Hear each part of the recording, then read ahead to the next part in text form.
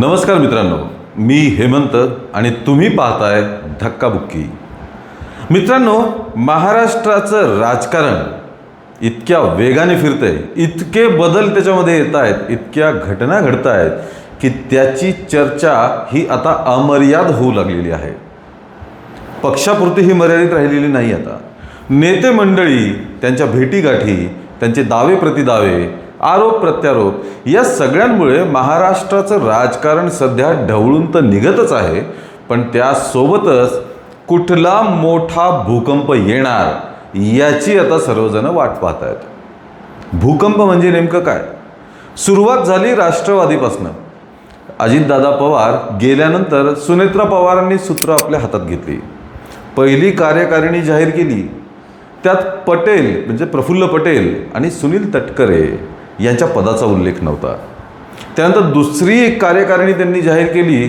त्यात या दोघांची, यासोबतच छगन भुजबळ असतील, धनंजय मुंडे असतील, यांची नावच नव्हती. मग मध्यरात्री सुनेत्रा पवारांनी एक ट्विट केलं आणि सांगितलं की ही कारकुनी चूक आहे, यामध्ये दुसरं काहीही नाही, सुधारित यादी आम्ही लवकरच जाहीर करू. त्याप्रमाणे त्यांनी सुधारित यादी जाहीर केली. पण यात सुद्धा प्रफुल्ल पटेल आणि सुनील तटकरे यांच्या पुढे कुठलीही पदं नव्हती. फक्त राज्यसभा खासदार आणि लोकसभा खासदार एवढेच उल्लेख त्यांच्यासमोर होते. आता हे उल्लेख का बरं? याच्या मागची कारणं काय आहेत? तर पहिलं कारण जे मागच्या 2-3 दिवसांपासून चर्चेत आहे ते म्हणजे एक कथित ऑडिओ क्लिप. राष्ट्रवादीमधल्याच एका नेत्याने दुसऱ्या एका नेत्याने अजितदादा पवारांबद्दल किती खालच्या भाषेत टीका केली, वक्तव्य केलेत, हे त्या ऑडिओ क्लिपमध्ये आहेत. या नेत्याने अजितदादा हयात असताना त्यांना सर्वप्रथम ही क्लिप ऐकवली होती. पण त्यानंतर काहीच दिवसात अजितदादा पवार यांचं विमान अपघातात निधन झालं. त्यानंतर मग याच नेत्याने त्या बड्या नेत्याची ही कथित ऑडिओ क्लिप पार्थ पवार, जय पवार आणि सुनेत्रा पवार यांना ऐकवली. आणि त्यानंतरच पवार कुटुंबातून पटेल आणि तटकरे यांच्यात दुरावा निर्माण झाल्याचं बोललं जात आहे. म्हणून मग त्यांना कार्यकारिणीतून काढणं, त्यांना कुठलंही पद न देणं, महत्त्वाची कुठली जबाबदारी न देणं. त्याचप्रमाणे सुरुवातीला सुनेत्रा पवारांसोबत प्रफुल्ल पटेल आणि सुनील तटकरे हे कायम सोबत दिसत होते.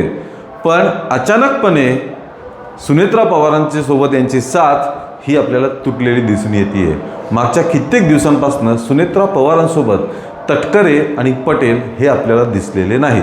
त्यात परवा बातमी आली की दिल्लीतील कार्यालयामध्ये प्रफुल्ल पटेल आणि सुनील तटकरे यांना एंट्री करण्यास बंदी घालण्यात आलेली आहे. अर्थात त्यानंतर दिल्लीतल्याच काही नेत्यांनी, महाराष्ट्रातल्या काही नेत्यांनी यात काही तथ्य नाही, असं होऊ शकत नाही वगैरे वगैरे वक्तव्य केलेली आहेत.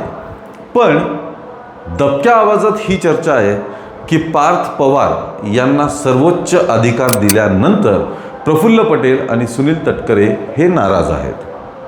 कारण पार्थ पवार वर्सेस पटेल तटकरे असं कोल्ड वॉर अजितदादा गेल्यानंतर सुरू झाल्याची चर्चा जोरदार आहे.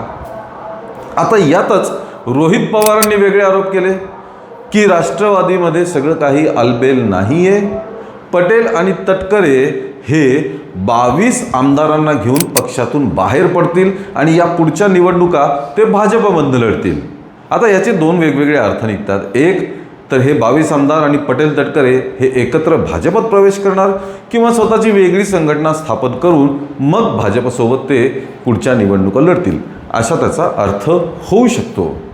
पण मग प्रश्न हा उरतो की या सगळ्या मागची कारणं काय आहेत? यामागचं एक प्रमुख कारण बोललं जातं की अजितदादा पवार गेल्यानंतर नेतृत्वाची जी पोकळी राष्ट्रवादी निर्माण झाली आहे ती सुनेत्रा पवार तितक्या सार्थपणे भरून काढू शकलेल्या नाहीत. उदाहरण घ्यायचं झालं तर संतोष देशमुख हत्या प्रकरणात जेव्हा धनंजय मुंडेंवरती आरोप झाले होते तेव्हा त्यांचा राजीनामा घेण्यासाठी अजितदादा पवार यांनी जवळपास 3 महिन्यांचा कालावधी लावला होता. म्हणजेच धनंजय मुंडेच्या मागे अजित पवार खंबीरपणे उभे होते, वेळोवेळी त्यांना सपोर्ट करत होते आणि हे कुशल नेतृत्व अजितदादा पवारांमध्ये होतंच. ते नेहमीच कार्यकर्त्यांना पाठबळ देणं, त्यांना स्ट्रॉंग करणं, त्यांची मदत करणं, त्यांना मार्गदर्शन करणं, अगदी स्ट्रॉंग कनेक्ट म्हणजेच कार्यकर्त्यांसोबत दांडगा संपर्क हा अजितदादा पवार यांचा होताच, तो सुनेत्रा पवारांमध्ये दिसून येत नाही असं बोललं जातं. अगदी अलीकडचं उदाहरण घ्यायचं तर अशोक खरात प्रकरणामध्ये जेव्हा रुपाली चाकणकरांचं नाव आलं तेव्हा रुपाली चाकणकरांच्या बाजूने ना सुनेत्रा पवार उभं राहिल्या, ना पार्थ पवार, ना जय पवार, नाही राष्ट्रवादीतलं इतर कोणी नेता. थेट त्यांचा पक्षाचाही राजीनामा घेण्यात आला. त्याचबरोबर राज्य महिला आयोगाच्या अध्यक्षपदाचा सुद्धा राजीनामा घेण्यात आला. इथे त्यांना नेतृत्वाचं पाठबळ मिळालेलं नाही असं दिसून येते. यासोबतच आनंद परांजपे यांनी शिवसेनेत केलेला पक्षप्रवेश. राष्ट्रवादी अजित पवार गट सोडून आनंद परांजपे हे शिंदेंच्या शिवसेनेत गेले. या अगोदर ते ठाकरेंच्या शिवसेनेतच होते, म्हणजे जेव्हा शिवसेना एक संघ होती तेव्हा आनंद परांजपे हे शिवसेनेत होते. त्यानंतर ते राष्ट्रवादीत आले. राष्ट्रवादीत आल्यानंतर 3-4 दिवसांपूर्वी त्यांनी राष्ट्रवादी सोडून शिंदेंच्या शिवसेनेत प्रवेश केला. आता रोहित पवारांनी केलेल्या वक्तव्याचा हाच अर्थ आहे का? आनंद परांजपे यांच्या रूपाने आता अजित पवार पक्ष परत एकदा फुटण्याच्या उंबरठ्यावर आलेला आहे का, किंवा फुटण्यास सुरुवात झालेली आहे का, अशी चर्चा होऊ लागलेली आहे. यामध्ये कारणं हे आहेत मित्रांनो की पार्थ पवारांच्या हाती सगळी सत्ता देणं, म्हणजे पक्षाचं सगळे ध्येय धोरणं पार्थ पवारांच्या हाती, पक्षाचे आर्थिक व्यवहार जय पवारांच्या हाती, राष्ट्रीय अध्यक्ष म्हणून सुनेत्रा पवार, म्हणजेच या तिघांच्याच हातात आता राष्ट्रवादी पूर्णपणे कंट्रोल त्यांचं गेलेलं आहे. हे कंट्रोल प्रफुल्ल पटेल आणि सुनील तटकरे यांना मिळवायचं होतं, पण ते सुनेत्रा पवारांनी होऊ दिलेलं नाही. आता ज्येष्ठ बड्या नेत्यांना या कार्यकारिणीत कुठलंच स्थान नाही, म्हणजेच पटेल आणि तटकरे यांच्यासह छगन भुजबळ, धनंजय मुंडे यांना सुद्धा कुठलीही पक्षाची पदं देण्यात आलेली नाही आहेत. त्यामुळे हे ज्येष्ठ नेते जे आहेत ते या पार्थ पवार आणि जय पवारांच्या तरुण नेतृत्वाखाली काम करण्यास तयार नाही आहेत का? इतका मोठा राजकीय अनुभव यांच्या पाठीमागे असताना कुठलाही राजकीय अनुभव नसलेल्या पार्थ आणि जय पवारांच्या नेतृत्वात काम करण्यास ही नेते मंडळी तयार नाही आहे का, असा एक प्रश्न उरतो. आता गोष्ट पुढे न्यायची म्हणजे या सगळ्या घडामोडींमध्ये सर्वात शांत आहे भारतीय जनता पक्ष. जेव्हा एक दोघांना जेव्हा याबद्दल प्रतिक्रिया विचारली गेली, सरळ त्यांनी सांगितलं हा त्यांच्या पक्षाचा विषय आहे, आम्हाला त्यामध्ये काही देणं घेणं नाही आहे. पण ज्या दिवशी नवी कार्यकारिणी जाहीर झाली त्याच्या दुसऱ्याच दिवशी सुनील तटकरेंनी शरद पवारांची भेट घेतली. असं बोललं जातं की या भेटी दरम्यान प्रफुल्ल पटेल आधीपासूनच तिथं उपस्थित होते. त्यानंतर शिंदेंच्या शिवसेनेत पक्ष प्रवेश केलेले आनंद परांजपे हे आता थोड्या वेळापूर्वी शरद पवारांच्या भेटीला गेले.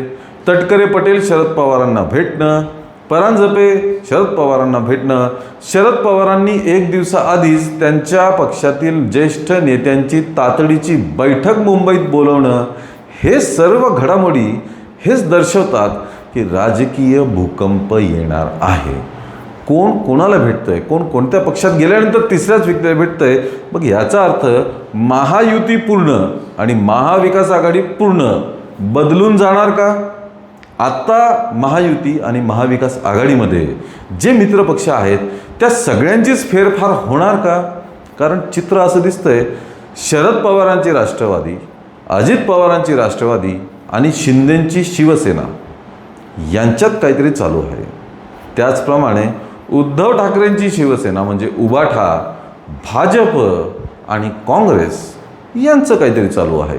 म्हणजे ज्या 6 पक्षांचं राजकारण महाराष्ट्रात चालू असतं ते 6 पक्षांची परत अदलाबदली होऊन नवीन युती आणि आघाडीची समीकरणं आपल्याला येणाऱ्या काळात बघायला मिळणार आहेत का? हाच सर्वात उत्सुकतेचा मुद्दा आहे मित्रांनो. बघूया, महाराष्ट्राचं राजकारण 2019 पासनं आपण बघतच आलेलो आहे. कुठेही युती होते, कोणी कोणासोबतही जातं, हेच आता पुढे चालू राहणार आणि मोठा राजकीय भूकंप येऊन महाराष्ट्राचं राजकीय चित्रच पूर्णपणे बदलून जाणार, यात आता आपल्याला वाव दिसू लागला आहे. मित्रांनो, या सर्व राजकीय समीकरणांबद्दल आपल्याला काय वाटतं हे आम्हाला कमेंटमध्ये ताबडतोब कळवा. या व्हिडिओला लाईक आणि शेअर करा आणि आमच्या धक्काबुक्की या चॅनलला ताबडतोब सबस्क्राईब करा. धन्यवाद.